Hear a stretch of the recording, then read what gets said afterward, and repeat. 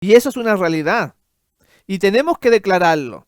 Podemos ver muchos casos en la Biblia cuán distinto es la religión de ahora con la religión de la Biblia. Tenemos también otro caso, como el caso de Juan el Bautista, este hombre que fue declarado por Jesús como el mayor de los profetas. En su vida también encontramos grandes enseñanzas acerca de lo que estamos comentando.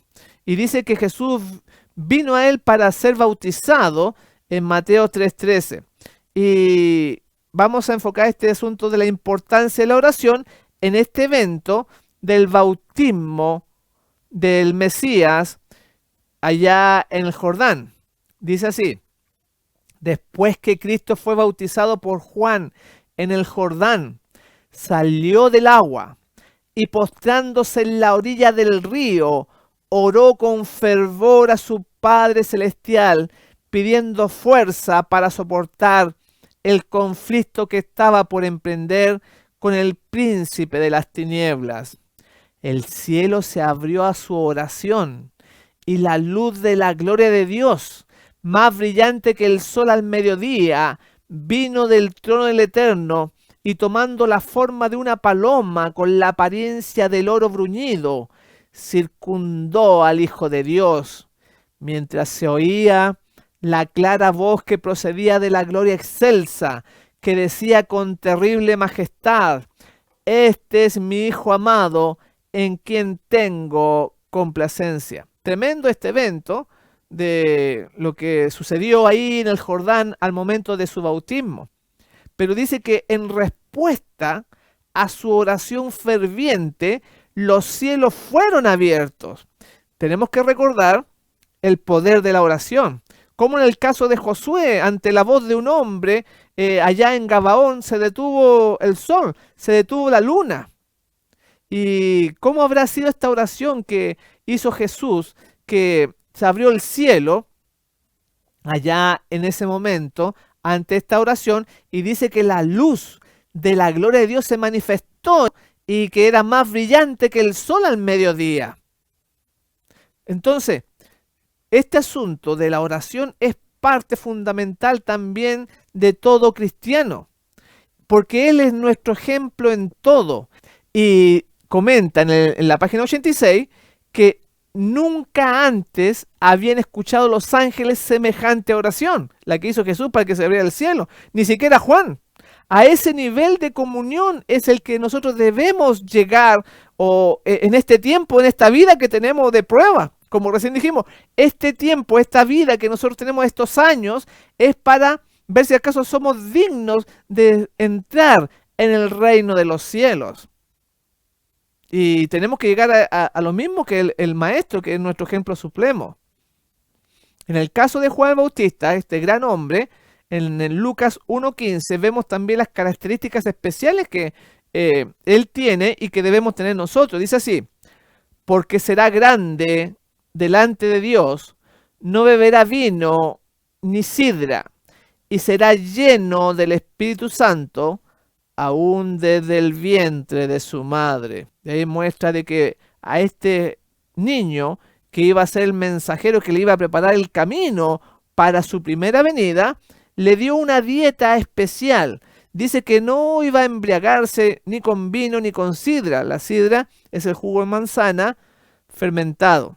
Eso es lo que menciona acerca de este varón que le iba a preparar el camino, que nos representa a nosotros, a esta iglesia final. En el verso 80, ahora dice: el niño crecía y se fortalecía en espíritu, y estuvo en lugares desiertos hasta el día de su manifestación a Israel. Y ahí vemos nuevamente cómo va la naturaleza, cómo va el desierto, y no era que Zacarías y Elizabeth lo hubieran obligado a ir al desierto, sino que él mismo tomó esa decisión y fue apoyado por sus padres, obviamente. Entonces menciona acá cómo debieran ser también nuestros hijos o nosotros mismos. Dice que fortalecer el espíritu.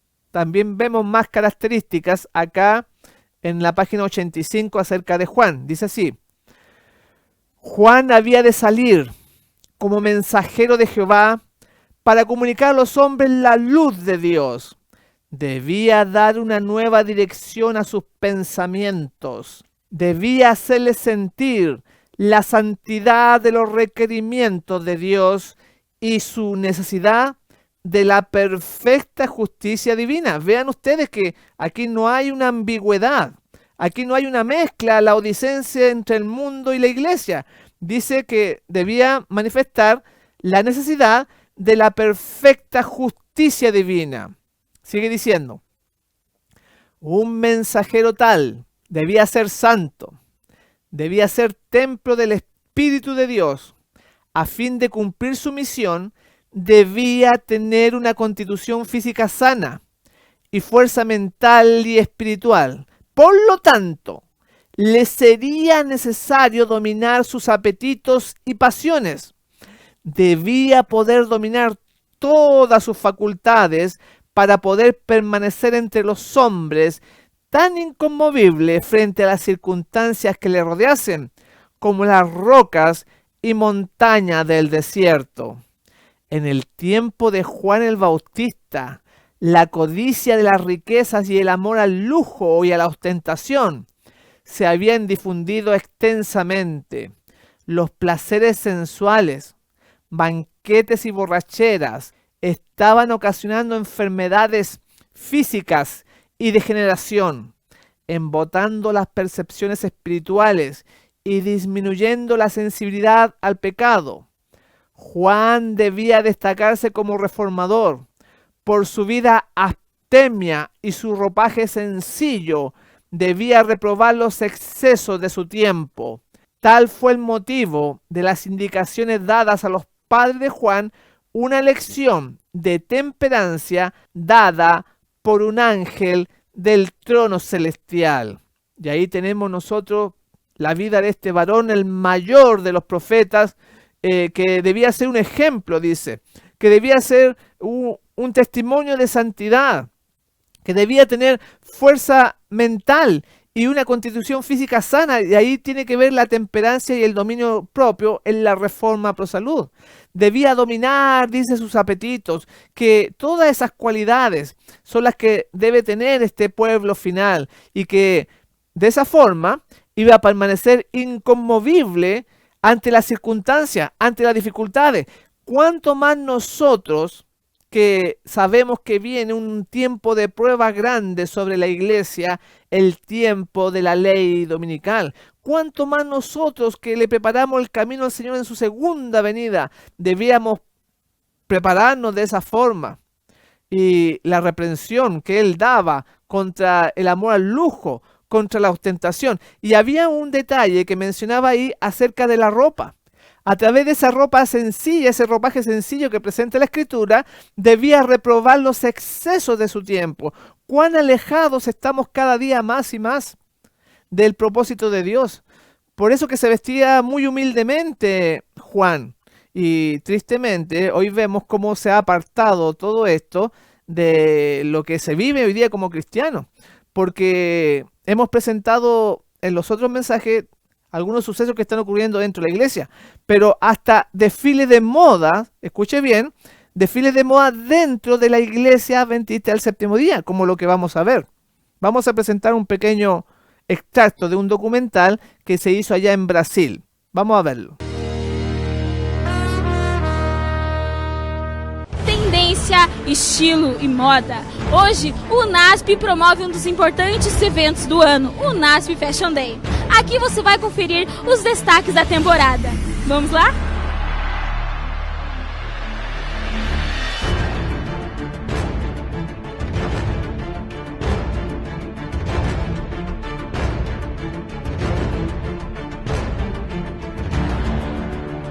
Bom, Ariane, o que você espera desse evento? Divertido, a gente curtiu bastante as músicas do desfile. Espero que as roupas sejam maravilhosas. Espero me divertir bastante hoje.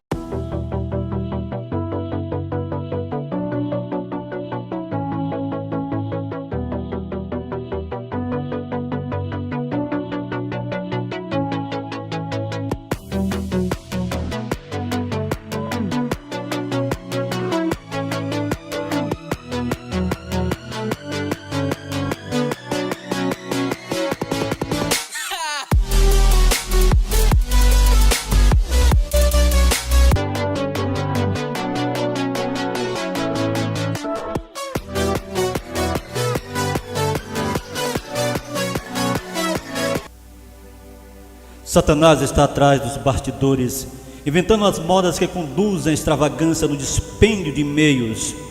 Ao formar as modas do dia, ele tem um propósito definido. Sabe que o tempo e dinheiro que são dedicados para atender aos reclamos da moda não serão usados para finalidades mais elevadas e mais santas. Precioso tempo é esbanjado para acompanhar o passo das modas, que sempre estão mudando, mas nunca satisfazem. Terceira mensagem escolhidas, página 244.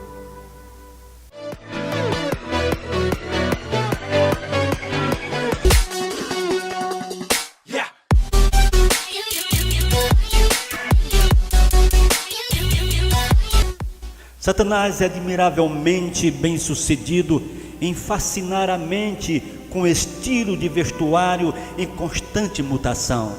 Ele sabe que enquanto a mente das mulheres estiver continuamente cheia do febricitante desejo de seguir a moda, suas sensibilidades morais serão fracas e elas não poderão ser despertadas para compreenderem sua verdadeira condição espiritual. São mundanas, sem Deus, sem esperanza.